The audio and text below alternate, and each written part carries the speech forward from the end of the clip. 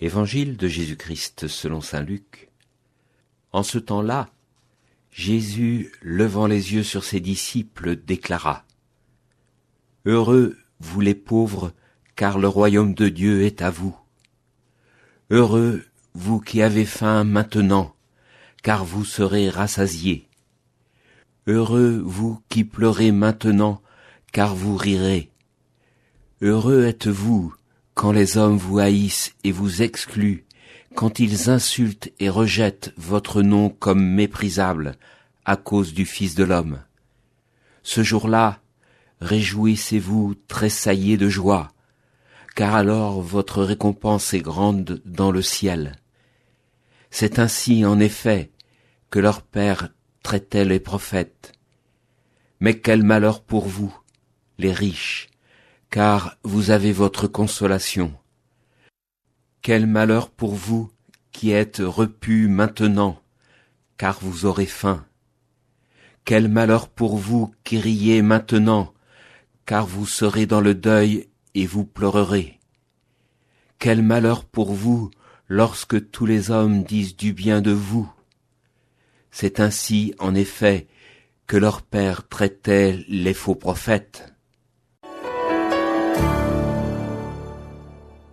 Aujourd'hui, la liturgie nous offre la version de Luc des Béatitudes. J'ai toujours appris qu'il ne fallait pas essayer de comprendre ce texte avec la raison. En effet, on peut dire que cet enseignement de Jésus révolte la logique humaine. Et pourtant, il nous émerveille. Les Béatitudes de saint Luc sont un peu différentes de celles de saint Matthieu. Matthieu, lui, insiste sur la pauvreté spirituelle, sur l'attitude du cœur. Luc met plutôt l'accent sur la pauvreté réelle, matérielle. Il vise le groupe social des plus démunis. Si Matthieu invite au dépouillement intérieur, Luc invite à transformer la société pour y éradiquer la pauvreté.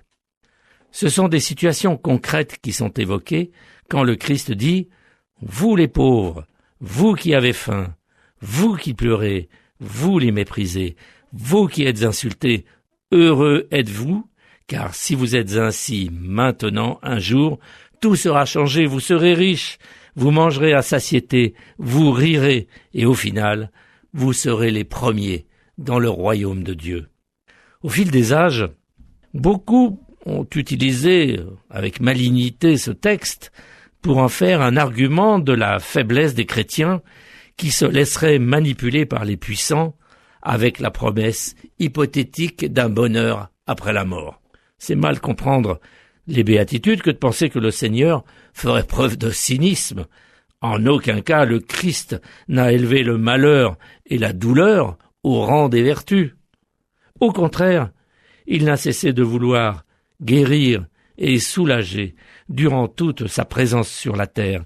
Il guérissait les malades, les lépreux, les paralytiques, il redonnait la vue, l'ouïe, la parole à ceux qui l'avaient perdue. Il multipliait une pauvre provision de pain pour nourrir une foule de 5000 personnes. Il pardonnait les pécheurs. Avec les béatitudes, nous sommes riches. Oui, vraiment, nous le sommes.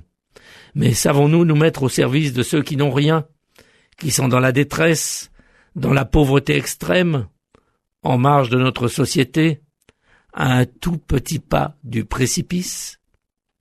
Alors c'est vrai que tout est grâce et providence. Nous sommes tous riches sans exception si nous faisons humanité. Et ça, pour la plus grande gloire de Dieu. L'évangile du jour a été commenté par Gérald de Privé, diacre permanent au service du